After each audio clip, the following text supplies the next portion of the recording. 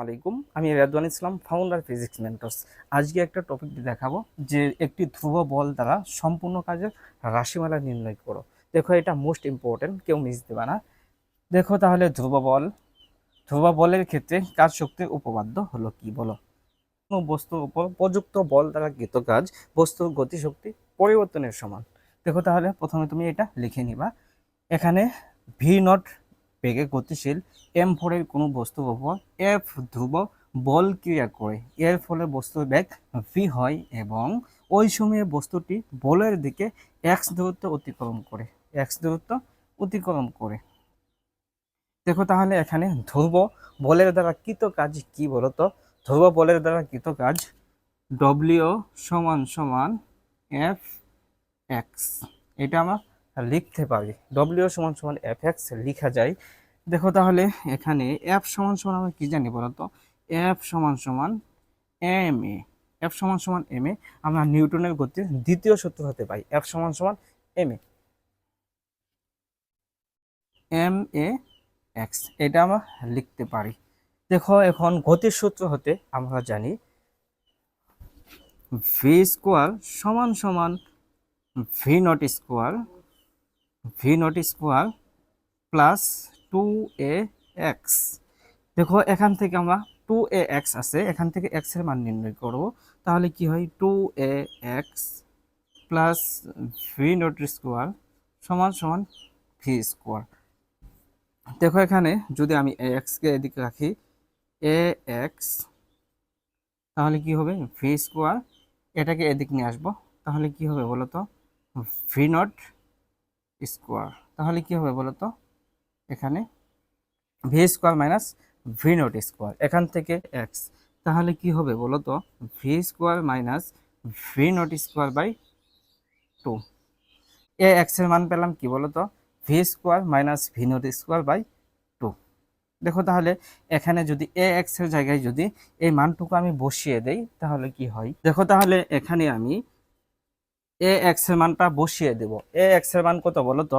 V square minus v nought square by 2। এখানে আমি বসিয়ে দেব, এখানে আমি এম রেখে দিলাম। এখানে কি হয় বলতো? V square minus v nought square by 2। এটা লেখা যায়।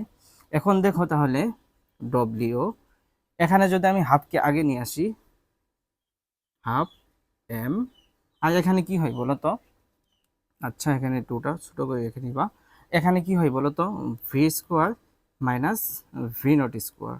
দেখো, ডব্লিউ হাফ এম, এটার সাথে গুণন দিলে কি হবে বলতো? ভি স্কোয়ার মাইনাস, এখানে যদি তুমি গুণন দাও তাহলে কি হবে? Half m v nought square, half m v nought square হবে। দেখো দেখো, এখানে আমরা জানি যে শেষ গতিশক্তি আছে, আর এখানে কি আছে বলতো? প্রথম গতিশক্তি আছে। দেখো, এটাকে যদি আমি প্রথম গতিশক্তি ধরি, তাহলে কি হয়? প্রথম গতিশক্তি কি বলতো? কে নট, ধরলাম, এটাকে আমি কে নট ধরলাম। হাফ এম ভি নট স্কোয়ারকে আমি কে নট ধরলাম। শেষ গতিশক্তিকে আমি কে ধরলাম, কে সমান সমান আমি এইটা ধরলাম। তাহলে কি হবে বলতো? Half m v square. দেখো, ডব্লিউ সমান সমান কে মাইনাস কে নট, ডব্লিউ সমান সমান কে মাইনাস কে নট। দেখো তাহলে, আমরা বলতে পারি ধ্রুব বল দ্বারা কৃত কাজ বস্তুর গতিশক্তি পরিবর্তনের সমান। দেখো, এটা মোস্ট ইম্পর্টেন্ট। দেখো, প্রথমে তুমি লিখে নিবা কি বলতো? প্রথমে তুমি ফার্স্ট অফ অল লিখে নিবা যে ধ্রুব বলের ক্ষেত্রে কাজ শক্তির উপপাদ্য।